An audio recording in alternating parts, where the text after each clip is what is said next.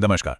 आज के इस विश्लेषण में हम एक ऐसे अजीबो-गरीब मामले पर बात करने वाले हैं जो सच कहूं तो ये रोंगटे खड़े कर देने वाला है। हिमाचल प्रदेश की एक घटना है जिसने एक पूरे परिवार को खौफ में डाल दिया था। और ये सिर्फ कोई आम भूतों की कहानी नहीं है, बल्कि इंसानी दिमाग के डर और इन अलौकिक दावों का एक बहुत ही दिलचस्प केस स्टडी है।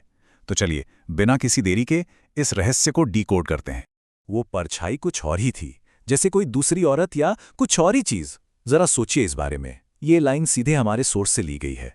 रात का अंधेरा हो और अपनी ही छोटी बहन की परछाई शीशे में किसी अजनबी की तरह दिखे, सोचकर ही सहरन होती है ना। बिल्कुल यही वो पल था जिसने इस पूरी घटना को एक साधारण कहानी से एक खौफनाक रहस्य में बदल दिया। चलिए देखते हैं कि आखिर इसकी शुरुआत कहां से हुई। भाग 1, कब्रिस्तान के बगल वाला घर। तो इस कहानी का बैकग्राउंड समझना बहुत जरूरी है। हिमाचल की खूबसूरत वादियों में एक घर है और इसके ठीक सामने, जी हाँ, बिल्कुल सामने कब्रिस्तान है। अब इस घर में एक छोटी बच्ची है जिसका दिमाग अपनी दादी की सुनाई भूत प्रेतों की कहानियों से पूरी तरह भरा हुआ है। और फिर एक दिन दादा दादी किसी काम से बाहर चले जाते हैं। घर में बस वो बच्ची, उसकी बड़ी बहन और एक कजिन रह जाते हैं। मनोवैज्ञानिक नजरिए से देखें तो ये एकदम परफेक्ट सेटिंग है। एक डरा हुआ बालमन और सामने कब्रिस्तान। आगे जो हुआ उसकी नींव यहीं से पड़ी। भाग 2, वो अचानक छाई खौफनाक खामोशी। अब देखिए, सोर्स के मुताबिक ये बच्ची आम दिनों में बहुत चुलबुली थी। पूरे घर में भाग दौड़ करना, मस्ती करना, एकदम हाइपर एक्टिव। लेकिन फिर अचानक सब कुछ बदल गया। वो एकदम खामोश हो गई। ना कुछ बोलना, ना खाना पीना, बस अपनी जगह पे पत्थर की तरह खड़ी होकर खिड़की से बाहर उस कब्रिस्तान को घूरती रहती थी। एक पल में इतनी चंचल बच्ची का इस तरह सुन्न हो जाना, सच में ये काफी परेशान करने वाला बदलाव था। जाहिर है, शुरुआत में किसी ने भी कुछ अलौकिक नहीं सोचा। उसके बड़े चचेरे भाई ने भी इसे बहुत हल्के में लिया। उसने सोचा, अरे बच्ची है, शायद कोई नखरा कर रही है या बस बात करने का मूड नहीं होगा। और ये बहुत ही नॉर्मल ह्यूमन रिएक्शन है। हम सब अजीब चीजों को पहले किसी लॉजिकल या आम कारण से ही जोड़ते हैं, है ना? इसलिए उसने उसे उसके हाल पर छोड़ दिया। भाग 3, शीशे में वो अजनबी। अब दिन ढल चुका है, रात हो गई है। घर में सब सोने की तैयारी कर रहे हैं, लेकिन वो छोटी बच्ची अभी भी अपनी जगह से 1 इंच भी नहीं हिली है। वो लगातार बिना पलक झपकाए उस अंधेरे कब्रिस्तान को देखे जा रही है। जब उसकी बड़ी बहन उसे सुलाने के लिए कमरे में जाती है तो उसे कुछ ऐसा दिखता है जो खैर किसी के भी होश उड़ा दे। बड़ी बहन ने खिड़की के शीशे में अपनी छोटी बहन की परछाई देखी, लेकिन उस परछाई में आखिर ऐसा क्या था जिसने उसे इतनी बुरी तरह डरा दिया कि परिवार में हड़कंप मच गया? ऐसा क्या दिखा उसे? यहाँ जो बात सामने आती है वो सच में रोंगटे खड़े करने वाली है।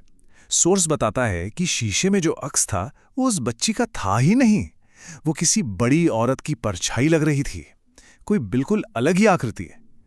लेकिन जैसे ही घबराई हुई बड़ी बहन ने अपनी छोटी बहन को छुआ, उसे जरा सा झकझोरा, वो खौफनाक परछाई तुरंत गायब हो गई और शीशे में वापस उस बच्ची का नॉर्मल अक्स दिखने लगा। मतलब ये एक ऐसा दावा है जो सीधे सीधे किसी सुपरनैचुरल पावर की तरफ इशारा करता है।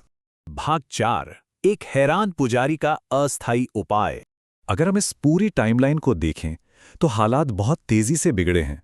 पहले दिन वो दोपहर की अजीब खामोशी, फिर पहली रात को शीशे में वो भयानक परछाइयां, और दूसरे ही दिन बात इतनी बढ़ गई कि दादा दादी को वापस लौटना पड़ा और एक स्थानीय पुजारी को तुरंत घर बुलाना पड़ा। परिवार समझ चुका था कि ये कोई आम बच्चों वाला नखरा नहीं है, बल्कि एक गहरा आध्यात्मिक संकट है। और स्थिति की गंभीरता का अंदाजा आप इस बात से लगा सकते हैं कि जिस पुजारी को मदद के लिए बुलाया गया था वो खुद भी पूरी तरह कंफ्यूज था। सोर्स में साफ बताया गया है कि पुजारी ने बच्ची को एक तावीज तो दे दिया, लेकिन साथ में ये भी मान लिया कि मुझे खुद समझ नहीं आ रहा कि इस बच्ची के साथ आखिर हो क्या रहा है। अब सोचिए, जब समाधान देने वाला ही हैरान हो तो परिवार का डरना तो लाजमी है ना? भाग 5, एक पिता का आधी रात का खौफ। अब एंट्री होती है पिता की, और उनका अप्रोच काफी लॉजिकल था। जाहिर है वो परेशान थे, लेकिन उन्होंने सीधे भूत प्रेत वाली बात पर यकीन नहीं किया। वो थोड़े स्केप्टिकल थे, इसलिए उन्होंने एक टेस्ट करने की सोची। उन्होंने तय किया कि आज रात पिता, बड़ी बेटी और वो छोटी बच्ची तीनों एक ही कमरे में सोएंगे। प्लान ये था कि खुद अपनी आंखों से देखा जाए कि आधी रात को आखिर ये बच्ची करती क्या है। और ये घटना हमें बहुत अच्छी तरह दिखाती है कि कैसे एक लॉजिकल इंसान का शक भी हवा हो जाता है जब वो खुद कुछ ऐसा देख ले जिसे समझाया ना जा सके। आधी रात का सन्नाटा था और पिता ने अपनी आंखों से देखा कि बच्ची अचानक बिस्तर से उठी, खिड़की के पास गई और फिर से उसी अजीब सम्मोहित अवस्था में बाहर कब्रिस्तान की तरफ घूरने लगी। इस एक पल ने पिता के सारे तार्किक संदेहों को हमेशा के लिए खत्म कर दिया। भाग 6 अंतिम शुद्धिकरण अनुष्ठान। अगली ही सुबह बुरी तरह डरे हुए पिता ने तुरंत पुजारी को वापस बुलाया। अब बात ताबीज से आगे बढ़ चुकी थी। बच्ची पर एक पूरा धार्मिक अनुष्ठान किया गया, जिसे हम क्लेंजिंग रिचुअल कह सकते हैं। और कमाल की बात देखिए, सोर्स का दावा है कि इस रिचुअल के ठीक बाद बच्ची का बर्ताव एकदम शांत हो गया, वो बिल्कुल नॉर्मल हो गई। इस पूरी प्रक्रिया के लिए हमारे सोर्स में झाड़ फूक शब्द का इस्तेमाल किया गया है। अगर आप इस शब्द से वाकिफ नहीं हैं तो बता दूं कि दक्षिण एशिया में ये बहुत ही आम प्रैक्टिस है।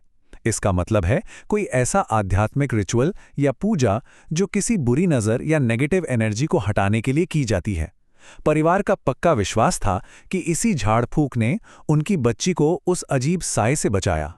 तो इस पूरे केस स्टडी के अंत में एक बहुत ही गहरा सवाल पीछे रह जाता है। क्या ये सच में एक छोटी बच्ची के दिमाग का खेल था, जो दादी की डरावनी कहानियों और सामने कब्रिस्तान होने की वजह से इतने बड़े सदमे में चली गई थी? या फिर जैसा परिवार ने दावा किया, शीशे में दिखी उस अजनबी परछाई में कोई सच्चाई थी? क्या सच में उस रात वहां कुछ ऐसा था जो हमारी समझ से परे है? हम यहां किसी नतीजे पर नहीं पहुंच रहे हैं, बस फैक्ट्स आपके सामने हैं। लेकिन ये केस स्टडी हमें सोचने पर मजबूर जरूर करती है कि इंसानी दिमाग की ताकत और इस अनदेखी दुनिया के बीच की लकीर असल में कितनी धुंधली है। इस दिलचस्प विश्लेषण में हमारे साथ जुड़ने के लिए बहुत बहुत शुक्रिया।